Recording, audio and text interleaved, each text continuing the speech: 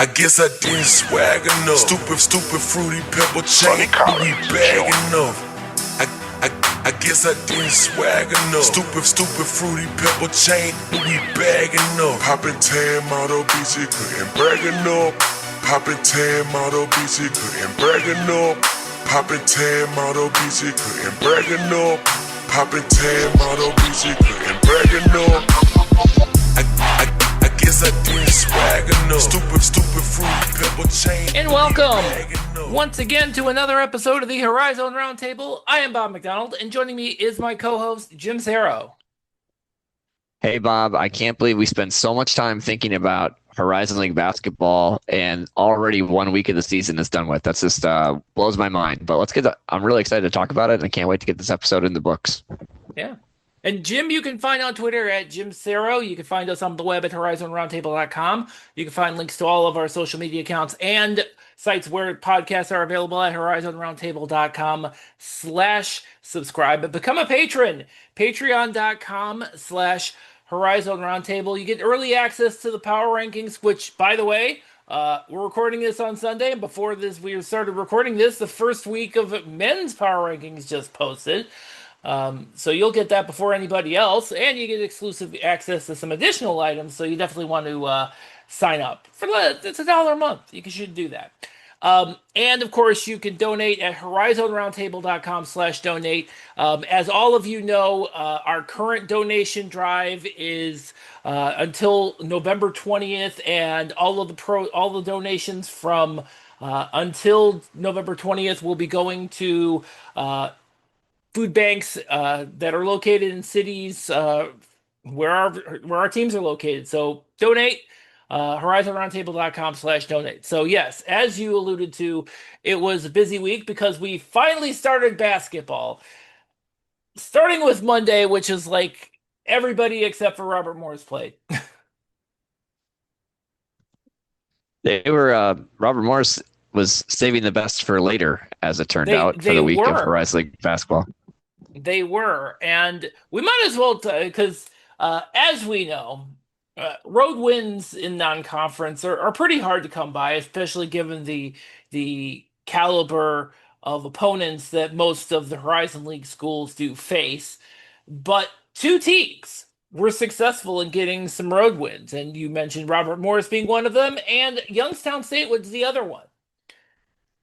Well, and what's super impressive about those wins is that they got great road wins. It wasn't just going on the road and beating, I'm picking Chicago State just because it's near our footprint. It wasn't going into the Jones Convocation Center and getting a W at Chicago State. They went on the road against two of the recently better mid-major programs in the country and got very nice wins. One in relatively resounding fashion in the case of Youngstown, and in the case of Robert Morris going to Drake, definitely a little bit closer score, but a game that they were in the whole way, and you felt like they had a chance to win. It wasn't they didn't sneak it out, for lack of a better way of putting it. Well, let's talk about Youngstown State for a minute, because Youngstown State opened the season at Pitt, and I really did think that Pitt, in spite of them being in the ACC, I thought that might be a winnable game for Youngstown State. And for a good chunk of that game, Youngstown State was winning. Unfortunately, what happened was they kind of ran out of gas near the end. I got to take everybody's word for it because I'm on YouTube TV, and of course ESPN is locked out of all that. So fun.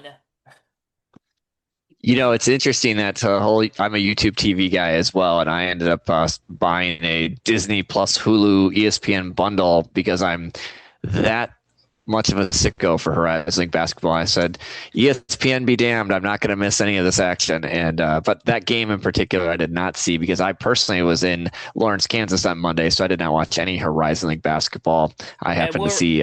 Sure. And we'll talk about your trip to Fog Allen. Yeah. We will on that day, but Youngstown State, they did very well. And by the way, Youngstown State this week, they are starting the season without Vlad Salarize because he's been out with an injury. So, but I don't know if it matters. They got so many weapons. Yeah, we talked about it in the preview, and I really thought Sometimes it's good to be lucky, and sometimes it's just good to be smart. I don't know which one we are, but when we talked about Youngstown in the previewing, they had Rich Rolf, they have Zorgval, they have Tyler Robinette, Vlad, Chris Carroll, an embarrassment of riches, and they got a little bit from everybody. And in particular, we saw the blossoming of Emmanuel Zorgval. I mean, this is a guy I feel like has been in the league since before COVID, for goodness sake, going back to his Northern Kentucky days. And he is not. I mean, this is the player people expected to see when you get a 7-foot athletic guy, but he is a game changer out there for Youngstown State, and he was really good. Really good. I watched that Grand Canyon game. He was really good for them in that Grand Canyon game because you're talking about blocking shots. He's got a little range from deep. He's made some free throws, but he's such a lob threat, and they got that lob to him so many times. He was really good for them, and I did not necessarily have that on my things that I was going to be aware of to start the season, and he was awesome at Grand Canyon. Yeah. I feel like in the offseason, I thought I might have oversold Zorgval, given that Youngstown State is replacing a 7-footer and Gabe Dines with another 7-footer, Zorgval. First game was a little rough for him because he was only on the court for 15 minutes. But to your point, he led it during the Grand Canyon game, the win at Grand Canyon. We can explain this. I will talk about a little bit of the significance of why that's important in a minute, and also why I enjoyed the victory. So, he led the team 18 points. And to your point, he looked like he was open all the time. And one thing that I did notice in that game, and by the way, thank you, Mountain West, for having your own network and your own Roku app. So I could have I installed it and didn't have to pay anything and watched it on my TV. Thank you, Mountain West Conference. But the thing with Zorgval that I see that's a bit different, his game that's a bit different from Gabe Dines' game, is that he seems to be a little quicker. And, oh, by the way, he also, from time to time, will shoot beyond the arc because he had a 3-pointer in that game. Yeah, he took 2 of them against Grand Canyon. And but to your point about being different than Dines, game plan wise, a lot of teams last year would maybe try to go with a smaller lineup to take Dines out of the game because he couldn't really move his feet as well on the perimeter. Zorgval's a guy that's going to be able to, at 7 foot, but he's slight of build and he's athletic. He's only 215 pounds. He can move a little bit, and so they're going to be able to keep him out there even if you try to bring more guards to get him out of the game. He still is an impact player. So yeah, he's a big difference. He's not much of a rebounder. I mean, he played a combined 45 minutes almost in those 2 games, or 43 minutes, and he only got 5 rebounds, which is not that great. That's 1 every 8 minutes or so. That's not that great. But the other things that he did with his presence around the rim and his ability to just Grand Canyon too. Yep. Yeah, and he was at one point he was shushing the crowd on free throws. I mean, he just did everything. I mean, if you're a Horizon fan and you weren't jacked up watching this guy go against Grand Canyon, then you're not a Horizon fan. I'm just going to say it like that. He was money for them. It was awesome. But yeah, they had an embarrassment of riches in their game, and they got some other gentlemen. I think Drew, was it King, or who was the other guy that had like 10 points, 10 rebounds, and 8 assists? Like they just got a whole lot. Funny part, I think he must got most of his points on the free throw line. But you will notice that in this game, and you talk about embarrassment of riches, and it is proof. You certainly see proof of that in this game, where Ethan Faulkner had 9 guys in the rotation, and they played anywhere. And I think Rich Rolf was the only player who played 30 minutes in that game. He was rotating people in and out for a good chunk of the game, even when Chris Carroll was in foul trouble for a good part of the second half. Even when he was off the court because he had to sit because of his fouls, there was no drop off. This team, absolutely, it is next man up, and I look at this team and we can only imagine what they're going to be like when Salarite gets back healthy, because it's going to be trouble for a lot of teams in the Horizon League. It looks. I mean, we got a very small sample size, mind you, but yeah, it's a pretty it's a pretty solid rotation. I mean, it Even goes to right show now. you today's modern era of college basketball. If you have some resources behind you, you can definitely go and fill out a very competent and deep roster. And Youngstown's no secret has some financial resources behind them on the men's basketball side, and they have a really great team. Super fun to watch the way that they play. And I have to say, I didn't necessarily know this, but I really like Faulkner as a coach. I love the intensity that Yeah. he has on the sideline. Like I just that's a team that I mean, 10 years ago, me could never have imagined saying I really like watching Youngstown State basketball, but right now I don't think I anybody love this was at era of that Youngstown. point, really. Not 10 years ago, that's for sure. 10 years But ago, I was no, watching for reasons to get them out of the league, and now I'm like, hey, this I want them to get to the dance and win a game. They're yeah, fun. absolutely. Absolutely. And it just goes to show you that when they when Youngstown State was looking to replace Jared Calhoun, who went to Utah State, you can see that the way that Ethan Faulkner has operated in that role, uh, throughout last season and two games into this season, it's pretty clear it's been a no-brainer, uh, that they transitioned to him, because of the way that he's been able to take that ball and run with it and basically make this team his own.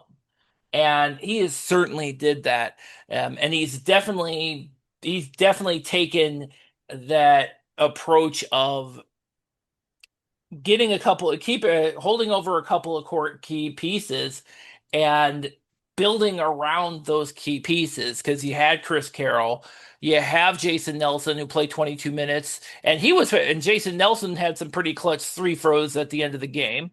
And of course Zorkball, he might have been a redshirt last year, but he was still a part of this squad. And those having those three guys, and especially having those three guys being such a pivotal part of this win at Grand Canyon, which is an extremely tough and, let's be honest, obnoxious place to play, is huge. I've been to a game at Grand Canyon, and I do My appreciate condolences. it is fun. The students are into it. It is all about the students there. Now, It the way that they really can afford to is. do that might irk a few people, but at the end of the day, it is a student-led environment. They're in the best seats in the building. It's all about them. But it's funny. I think you're kind of foreshadowing this, but listening to the game on the Mountain West Network, as much as I enjoyed Oh, the free availability, that was it Brian Butrell or whatever the play-by-play guy? He was obnoxious. oh, It you was tough. It think was they like both were, man? it, For real. Oh my God. yeah, But the he was a crazy little more lost in the calls, I feel like, I than the mean, color dude, I commentary mean, guy. seriously, like, you know, you know, half a year problem. I mean, they spent 5 minutes on talking, 10 minutes talking about Bryce Drew's technical. Like, okay, dude, seriously. Um, Bryce Drew's technical wasn't the only problem you had in that game. You had a lot of other problems, like, losing.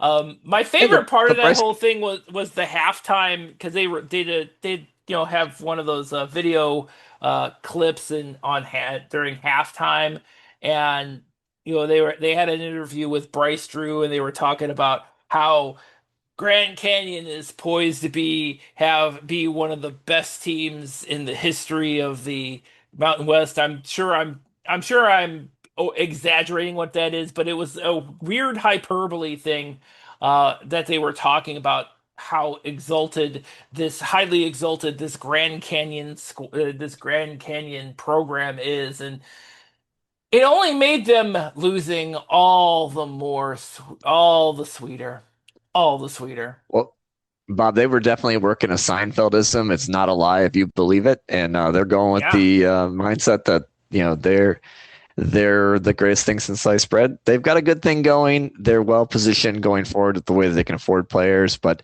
at the end of the day, we're just going to rejoice in what was one of two really good wins for the Horizon League this week against mid-major opponents. Absolutely. So let's talk about the second one, which is Robert Morris. Robert Morris, their first game, well, yeah, they played Iowa and it was bad. They lost like by a lot, and nobody's really Yeah, surprised by 32. that. Yeah.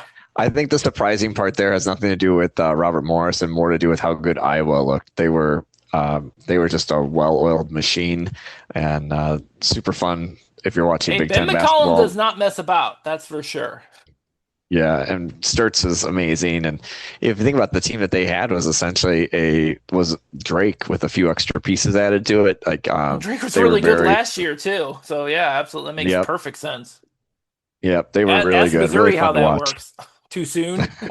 Yeah, for some of us, definitely too soon. But I think the Yeah. takeaway I did have in the Iowa game, and I'm going to say his name wrong, Chidakudis, he was really Chiricudas, good in yes. that. He was really good for them in that game, and I think, when he was the one guy that kind of looked like he belonged for sure at that game.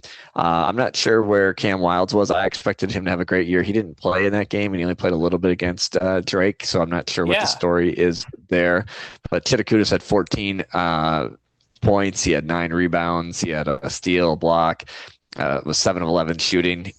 He, he did a little bit of everything in that game. Yeah.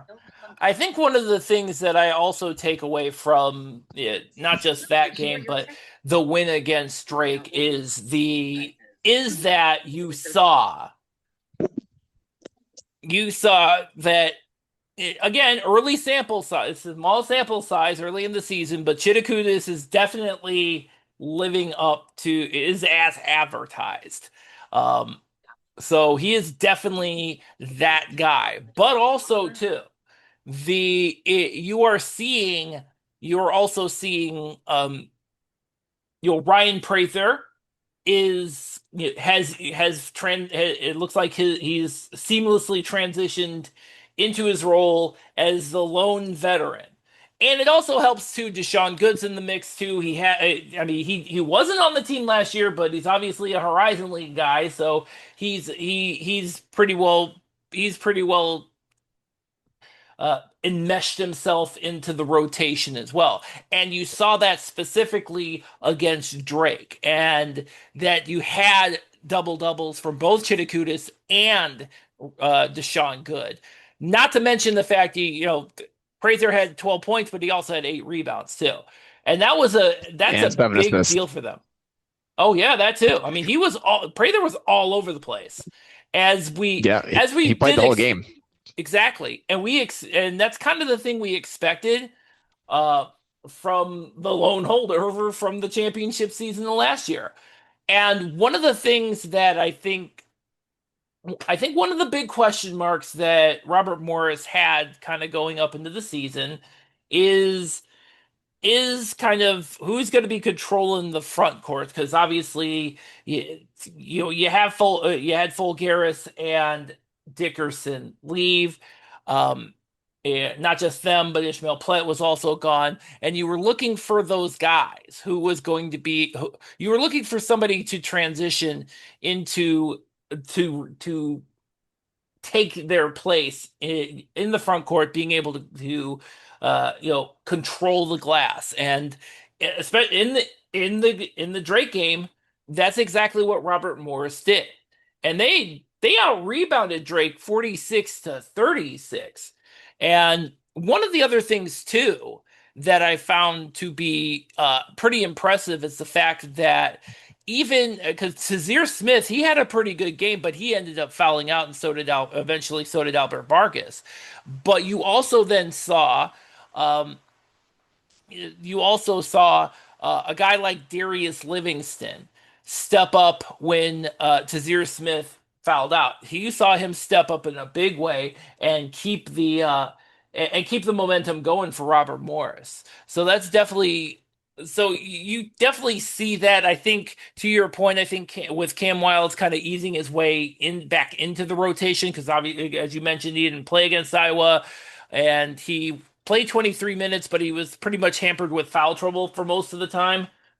So he's kind of limited in that regards. I think once he gets going, I feel like he may be because remember last year when it took Cam Woods a little while to um, Woods a little while to transit to make the change and everything. So it was very important. So I can see Cam Wilds having that same thing going on. Yeah, that would definitely, I mean, just go to enhance their team because the front court is so strong. You think Josh Hill was solid in both games for them. Deshaun Good was way better in the Drake game. Chitakudis was great. I thought Vargas, he's averaging 4.5 assists on the season. He's doing the things you expected. But by the way, when I think of Vargas, looks like a generously listed 5'10". He looked tiny out there when I was watching those games, but he's maybe a little guy, but he's got a big impact. And so, yeah, just a tremendous win for Robert Morris. And if you think about everybody's predictions had RMU and YSU somewhere in the top three, mostly speaking, it Hey, should we be had them no tied for surprise second, that. so it makes total sense that they did as well as they did this week. Yep. So it's awesome to see the teams that are supposed to be good coming out and performing right away. Because the league, I mean, the scheduling was not in favor of the league. There were 24 games this week, and Ooh. 11 of them were high majors. We went 0 for 11 as a league. Yeah. 4 of them were non D1s. They did go 4-0 in that world. So they were really like 3-6 against everybody else. And the 3 wins that they got were these 2, and then Milwaukee beat Hampton, who's picked to be 5th in the CAA. So that was a little bit of a messy game for Milwaukee, but they did get that one pulled out. But still, I am glad you brought up Milwaukee because yeah, I felt like that the Hampton game was one of those. Shouldn't you be winning by more games? Because it seemed like they were the struggling free for a throw good chunk of shooting. that. Yeah. Yeah, free throw shooting down the stretch, I believe, was kind of an issue for them. What's interesting to me is that as a being a coverage point for the league, we thought Amar Aguilar would have a major impact. Most preseason prognostications had him. He played 15 minutes a game, is averaging 5 points. So they got, they were getting it done with Stevie Elam playing like way older than a freshman. Seth Hubbard, who was kind of an under the radar transfer, is leading them in scoring at 17 a game. So they were getting it done with other guys because Faison Fields only played limited minutes against Wofford, and Amar Aguilar also played limited minutes and hasn't really had a major impact yet for Milwaukee. So kind of an interesting thing where they're finding their way. I did think that Wofford should be a winnable game for Milwaukee, and I was wrong.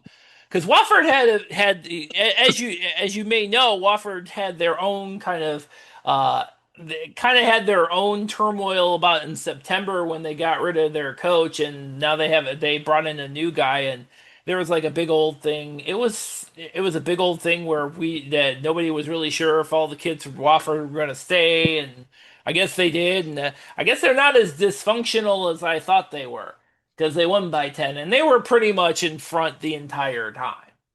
So, and that's not really, and that's that I don't know if that speaks highly to the transition for Wofford, or it speaks to Milwaukee not exactly figuring it out yet. One other thing too that we got to take into consideration as well is because we're not going to see John Lovelace this season. Because I guess that injury has pretty gruesome, and we're probably not going to see him this season.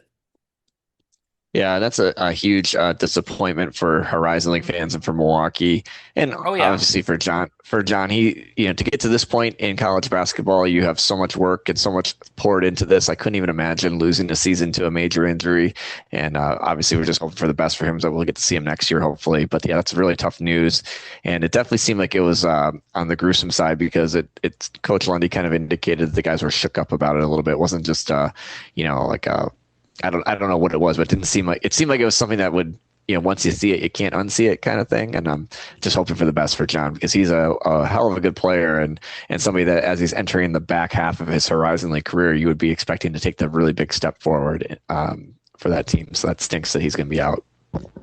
Sure, absolutely. So, I guess we should talk about what the hell happened to Cleveland State this week.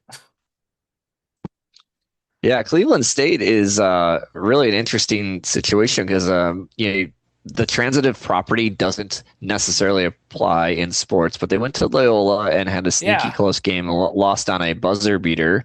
yeah, Lost by 3 on a buzzer beater. But then Loyola went out and played Mercyhurst and lost in, a game that nobody would have thought they were going to lose because I think they're picked top 5 in the they A10. are. Uh, Yeah.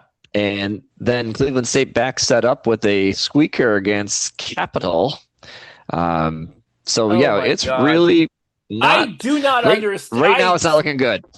I do not understand what happened in that game, like even a little bit. As good as they played against Loyola is the opposite of what happened with Capital, and we've seen Division 2 team, non-Division 1 teams, Division 2 teams in particular, upsetting Division 1 teams left and right and all over the place. Can you imagine what that would have been like if a Division 3 team that was terrible, and I'm pretty sure is going to be terrible this year, beat Cleveland State? Now, I feel like this is. It seems like every year I'm always setting myself up for the one embarrassing thing that Cleveland State does. It just seems to happen every year without fail. This would have been the most embarrassing thing, by the way, and that's speaking highly of the and that's saying something when you've witnessed them setting the record for getting 40 straight points scored on them. Also, the fact that they lost to a Division 2 school in Notre Dame College that doesn't even exist anymore. This would have been bad. The fact that they won by 1 point. It's weird. Yeah, I don't really understand what happened there. I legitimately don't, especially again, considering how well they played against Loyola. A game that, Yeah, yeah. I was gonna say the Capital didn't really do anything that stands out. They only shot 40% from the field. They were 33% from deep. They only made 12 from deep. They were 8 Yeah. of 10 from the line. They had the same number of rebounds. It's not like they did anything that you would expect where like, oh, well, I didn't see them making 22 3-pointers. That wasn't on my bingo card. Or I didn't think they're going to get to the line 35 times and make 30 of them. There was none of that. This is just a game that was a bit of a growth experience for Cleveland State, I guess. The only positive you could probably look at, statistically from that game is that Josiah Harris had 14 rebounds in 26 minutes, and he's a man, a grown ass man, and he did what a grown man would do against the team like that. Other than that, like you can't look at anything else in the stat line and be like, oh, that was good. Because there really isn't anything to point to. You look at it, you're like thinking, it's not like, first of all, well, the problem is you should be out rebounding this team, and you didn't, especially considering who you have. Because you had Josiah Harris with 14 rebounds, and the rest of the team had 22. You guys really need to help. So that was kind of the thing. I think I think the other thing that might have thrown Cleveland State off too is that Rob Summers did not seem to be shy at all of playing everyone, like everybody. I think maybe that was his game plan to begin for the entire time. But if you were dressed for Cleveland State against Capital, didn't matter how much they won by, that you were still playing. So maybe that had something to do with it. It's entirely possible. By the way, going back to the Loyola game, I love that of course, Loyola wins on a last second 3-pointer, and you saw everybody was like, yes, and the first game without Sister Jean, it's like her spirit was wafting over the Gentile Center or something. I'm obviously exaggerating some of the reactions to that, but yes, some people actually attributed that to the spirit of Sister Jean, and I guess I shouldn't be surprised because there are some leaders at Cleveland State who probably should go to hell at this point. So I guess that makes sense, doesn't it? No comment. No comment. Sorry, I've been waiting a week to say that. Well, we go around. There's definitely when you look around the league, you could probably say that Detroit Mercy's week went to hell. They got romped twice. That was not a Oh, good start for Detroit yeah. Mercy and for their Oh, by the way, young I guys. should. By the way, one last thing. Shout out to Horizon Boy. He was at the Loyola game covering it for us. He's going to be at the Northwestern game for us too. So we do so much better than. I don't know why we do so much better job than literally anybody else who actually lives in this town, but we do. We still do. But to your point, yes, Detroit Mercy struggled. Um, I think the tone setter was the UIC game, uh, where they lost by what, 20? They lost by 20 to 91-71. UIC. I mean, I didn't expect it. I expected Notre Dame to blow their doors off, but I don't expect UIC to do any of that. I just don't. Yeah, UIC promptly went out and played Oregon State, and I think they gave Oregon State a game, but it's not like this is a UIC team that is picked to do anything in the league. They're picked bottom three in the Missouri Valley, and Yeah. unfortunately for Down Detroit, with they Valpo had because that's apparently where X Horizon League teams go now. The bottom of yep, the MVC. Good transition, Evansville is the guys. other one. Yeah, and Evansville is the other team in the bottom three. So it's definitely behold, if you're a Horizon League team looking to move up, careful what you wish for, other than Loyola. But when you look, What's they shot Evansville's excuse? terrible. They haven't been in the Horizon League since it was the NCC, and that was decades ago. What's their excuse now? Are they still? They just thought that misery loved company, and they want to be with their brethren. That's what they were doing. But Yes. Detroit shot 31% in that game. They got 77 shots up, only made 24 of them, 8 of Yeah. 40 from deep. You So can't do that. can't do that. And yeah, it's interesting. Like Lovejoy, he had kind of a Lovejoy game in that he had 11, 4 rebounds, 3 assists, 2 steals, but he was 3 of 11 shooting. And so, had he not gotten to the free throw line where he was 5 of 6, he would have kind of been nowhere. And their younger guys really didn't meet the challenge at UIC either. So definitely for anybody that was thinking Detroit was going to take a big step. I'm not saying they won't, but this was a little bit of a, blast to the foundation for what, was supposed to be a move forward for them because it looked like any other year of Detroit basketball so far. It seems to me that that Monty is going with a different approach because we're seeing a lot less of Ryan Callambay and we're seeing a lot more of a four guard set with them, so especially starting out. So that's maybe that's taking some getting used to too because that is definitely something that is. But it hasn't hurt them on the rebounding front because they do, they hung pretty well with the UIC on the rebounding front. They definitely out rebounded them on the offensive glass. I mean, when you shoot 31%, you kind of have to. Well, I was gonna say they had 21 offensive rebounds. When you get up 77 shots and only make 24 of them, there's ample opportunity to get after it. So that and they were 8 for 40. They shot 43 pointers and they only hit 8 of them. 8. Maybe move it a little. That's hard to do. Detroit Mercy didn't. Now, Detroit Mercy has didn't strike me last year as a 3-point shooting team, and it seems to me that this is probably something they should kind of get away from because it doesn't seem like they're doing very well on that front. Well, on the bright side, they went to Notre Dame and brought that number down to 9 of 30. So they took 10 less and made one more. So that's only yay, progress. 30%. Yeah, but that's definitely, just a very difficult week for them overall. They didn't shoot very well in either game, and of course Notre Dame is a different animal.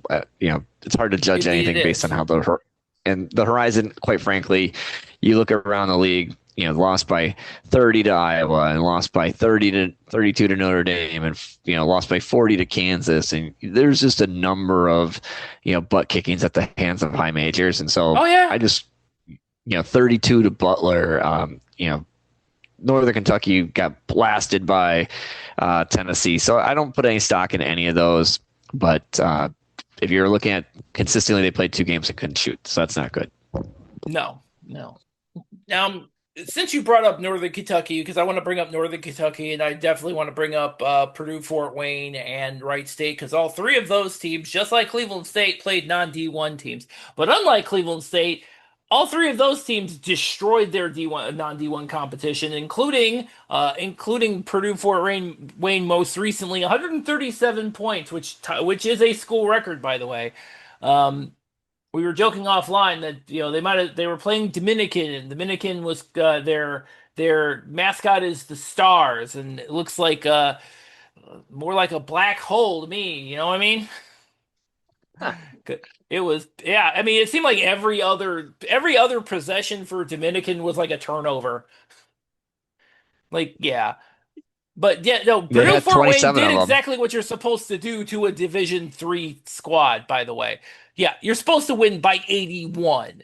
And yeah, and Northern Kentucky is supposed to win by like 56. It was 57, which is what they did to UC Claremont. And you know, 49. That's what Wright State did to Franklin College. That's what you're supposed to do. Now, in the case of Northern Kentucky and Wright State, then they turned around and had to play bye games, bye games. And as you alluded to, the Tennessee game was a romp on Tennessee's side.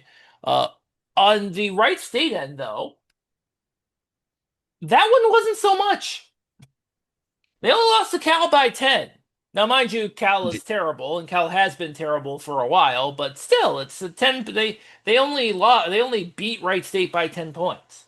And I'll be The honest with you, I'm still not 100% sure who's going to be the consistent scorer for consistent offense for Wright State. the ghost of Bill Walton was watching that late night affair in Pac-12 country with Cal, and 10-point game, relatively balanced attack though for Wright State. May not be sure who's going to be the leading scorer on any given night, but they did have some consistency. The one thing that stood out to me was Sam Alamantu, is a guy from Vermont that I think myself and other fans were kind of expecting to make a little bit more of a contribution, Yeah. and he didn't really get much action this week. We saw more from Pangos and Tumnu and then some of the returning guys more so than we got to see, and their new guy Michael Cooper, than we got to see from Alamantu. So I think that's a little bit of a surprise. He only played 8 minutes in that Cal game, had 0 points. He did have 4 rebounds in 8 minutes. So whatever is going on, he was getting after the glass. But yeah, this is definitely a little bit of a surprise in terms of where he fits in versus some of the other guys. And but at the end of the day, take a 10-point loss against an ACC team and just take a 10-point loss when you're only shooting 26.5% from beyond the arc. Take the 10-point loss. You will absolutely do that anytime. So. I mean, they only shot 37.5% for the game, so another not great shooting night. But they had the athleticism, but it didn't kill them But in this case, it didn't kill them because Cal didn't shoot very well either. Yeah, absolutely. And I think that's a testament to kind of the defense Clint Sargent wants. Well, I mean, mission accomplished. Now you just got to figure out who's going to be playing defense, who's going to be playing offense on a consistent basis. Figure out who's shooting well. And I think that's going to be a work in progress for them. And as for Northern Kentucky, I feel like it's just too that. It just seems like you got on one hand where they're destroying a non-D1 team, and then on the other hand they get destroyed by Tennessee, and I don't feel like I got a consistent enough sample size to make an assessment as to what exactly they're all about at this point. Yeah, no clue, but I can say this: I had poo-pooed my own Cale Robinson pick, but he led them in scoring in both games. So I guess that is the one thing that I will say that is the one thing that we can point to, Cale Robinson. Well, it shouldn't surprise us. Darren Horn has been very good at finding guys in Division II, and Cale Robinson, who's or non-D1, I think Cale Robinson certainly fits the bill for sure. So, yeah, that's definitely helpful that they got him. And I think that is definitely something that I think Darren Horn's going to lean on, just like he did last year. Hopefully he gets better results this time, because last year that didn't work out so great. Yeah, it took them a while last year with getting their D2 guy. Well, not the guy Dilling, but the other Not guys that Josh took them a Dillon, but sec. Dan Goretzka. And Dan Goretzka is going to need. Dan Goretzka did not have a very good game against Tennessee because he did not shoot very well. And he was 1 for 8 from beyond the arc. 1 for 8. Yeah, that's not gonna get the job done. So It is not that's for sure. yeah, but we don't have much of a feel, for NKU yet, just based on the schedule. Yeah. When I look at like teams that I think we can kind of point to, Fort Wayne, I don't know that we have a good feel for them. They got rocked twice in bye games, Yeah. and then whooped a non-D1. IU Indy, I mean, maybe I guess we could have they played 2 high majors and lost by double digits. They just gave up a boatload of points, and they lost to a probably not very good LIU team at home. Well, LIU is picked 94-9. actually, LIU is the preseason pick to win the NEC. And by the way, you know who is the key to that game for LIU? Isaiah Miranda. Remember that guy? He had last week. He had 10 points, 0 rebounds, and 0 for 3 from 3 in their first game. And I know he had like 12 points against IU Indy. Yeah. But yeah, he definitely always had the ability. I think that they're just more willing to let him play through some of his other things that he has going on, whereas everybody else was trying to maybe adjust how he does things. It feels as though LIU is saying, you know what, you're 7 feet tall and can hoop. We'll live with whatever you want to do. But yeah, tough week for IU Indy. Other than they implemented their tempo. I think the thing with the thing with IU Indy, because they played 3 games this week. I feel like in that third game against Butler, they just straight up ran out of gas. Because they lost by 30 to Butler, and former Horizon Leaguer Jalen Jackson had 17, so that's always fun. But yeah, the problem is that IU Indy kind of made way too many mistakes early on. And I think that's probably a consequence of maybe that's the downside of this system. You saw the upside against Ohio State, where they were able to hang with Ohio State pretty well. You saw it against LIU. I felt they had the game in hand, but they kind of fizzled at the end. And the third game, when you're playing that level of competition consistently, it's gonna wear on you. Good thing they're playing IU Columbus in front of the kids on Tuesday. I think it's Tuesday. So yeah, they're definitely gonna have some fun in that game at the very least. I expect IU Indy to score 140 in that game, by the way. For sure. I think, the thing you can point at statistically for IU Indy, they had 33s per game on average and only hit 27.5% from deep. So that's not ideal if you're not going to be able to defend anybody. And they gave up, just loads of points. So when 94 is the low point total you gave up for the week, you got to be able to shoot a little bit better than 27.5%. But yeah, I don't think we have a. So yeah, Wright State's a little bit of a wild card. Oakland, is a wild card the other way. They had a nice game against Purdue, and you saw, Zaire Wells did well for them. Isaac Garrett did well for them. Yeah. Kind of an interesting thing there. They only really played 8 men, and of those, Nate Deere didn't play that much. They picked the right 8 guys for sure, man. Because you do not expect it. You do not expect Oakland to do what they did against Iowa. Especially when they just got done with Michigan, and did I call them Iowa? I spent not Iowa. Jesus, you did. Purdue. I'm sorry. I got Robert Morris on the brain. You did not expect it. You did not expect them to get destroyed by Michigan in the first game. Turn around, play a team that is much better in the Big Ten. In fact, the number 1 team in the country, and hang with them up until the very end, and only lose by 10. It's good to see. I don't expect them to. I honestly do not expect much for the Houston game. Good news is they at least get to come home and play Defiance and get a win at least. But the one thing when you see a game like that, I guess the question becomes, can Oakland take that and have a little bit more consistency when it comes to these spy games, and being able to hang with them? I think possibly you could see a potential fight at Houston, depending upon how Houston's offense goes, because uh, but Oakland will have to come up with something for Houston's defense, which is going to be just brutal.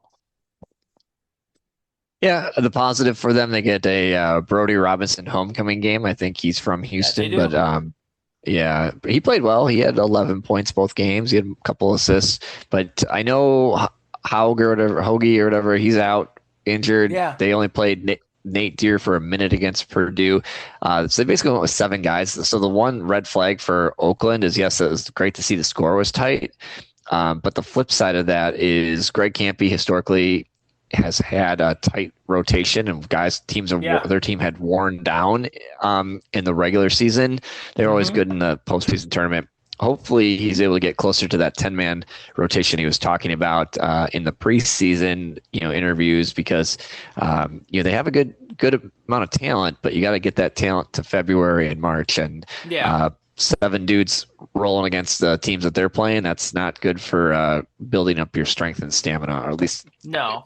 I don't think it is.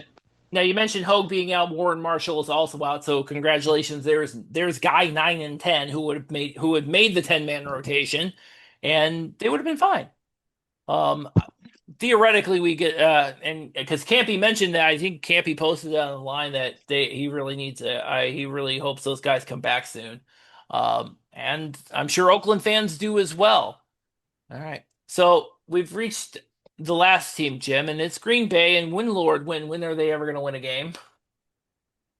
Tomorrow, they're going to play D3 Ripon in a kids game at 11 a.m. So there's I'm sorry, are we really pinning our hopes on this? I mean, remember how last year went?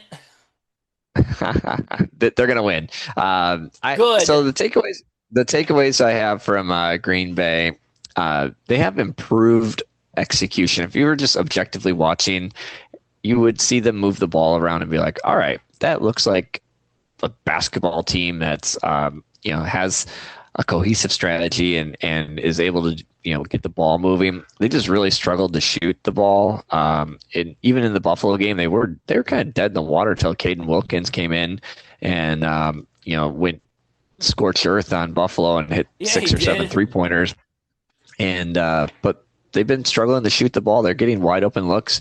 They've had a lot of success working the baseline. They've got the timing of their baseline drive of guys, diving in from the corner down pat. You're seeing CJ O'Hara get tons of points off of that. Sure. But I can't put any stock against Kansas, because Kansas had Flory Badunga, who was amazing in that game. Darren Peterson was amazing in that game. And once you have 2 guys just basically going, bananas on you, you're pretty much sunk. The Buffalo game, a lot better, but at the beginning they couldn't control the big guys, and at the end they couldn't control the guards, and so they need to improve their shooting and also get their defense working a little bit, and also get their new guys implemented, because they didn't play Ramel Bethea hardly at all. Marouane Cicic didn't do much for them, so they didn't get anything from Vukasan Todorovic, so they got nothing from their 3 guys 6'8" or taller in most of the minutes that were played this week. So that's a concern for Phoenix fans. But I can say I was at the Allen Fieldhouse, and that is a must-do activity for all college basketball fans. It definitely lived up to the hype. Their fans were in it. The traditions were rich. The facility is preserved to perfection. I've not been to a finer college basketball experience than that, and I highly recommend it. It's a good environment when your team loses by 43 and you walk out happy. So that's all I can say about the Green Bay this week. All right. Well, we covered everybody, didn't we? I feel like we're in the middle. I don't know if you guys noticed, but we're in the middle of 3 straight weeks of this. So we picked a day on Sunday to do this. So chances are, if you're listening to this during the week, there's a good chance your team has played again already. Yeah, we did touch on every team. That's where we're at. Yep. I'll give you a little running total: 0-11 against high majors, 3-6 versus mid major, 4-0 versus non-D1, 7-17 for the opening week of Horizon League basketball. I would say not great, but they didn't play bad in the mid-major games. If you look at the mid-major games, Green Bay gave Buffalo a decent game. I think Buffalo will be better than expected. Milwaukee beat Hampton. Milwaukee ran into hot shooting and a very athletic big man for Wofford in a 10-point loss. Got a loss at Grand Canyon and a win at Grand Canyon. Where's the other? And the LIU loss, but that was from IU Indy, who's really rebuilding from ground zero. So it's 3-6 isn't great against everybody, but the high majors and non D1s, but it's better than 0-9. Very true indeed. So yeah, we're gonna start getting into some of these MTEs next week, including Wright State and Cleveland State playing in that Greenbrier Classic thing. By the way, apparently that whole entire thing is being televised on some stupid thing called Pass the Ball Live. $24.99 for that. For $24.99, Jim Justice and the stupid dog better show up. I better see their asses on sitting there. I don't care. I don't care if he needs to be in a vote. I don't care if a vote for the government to end the government shutdown is looming. If it's on that weekend, he can't go. He has to go to this stupid thing if I got to pay $25 to stream anything. Like for a whole $25 for a whole weekend. Jesus Christ. Come on, guys.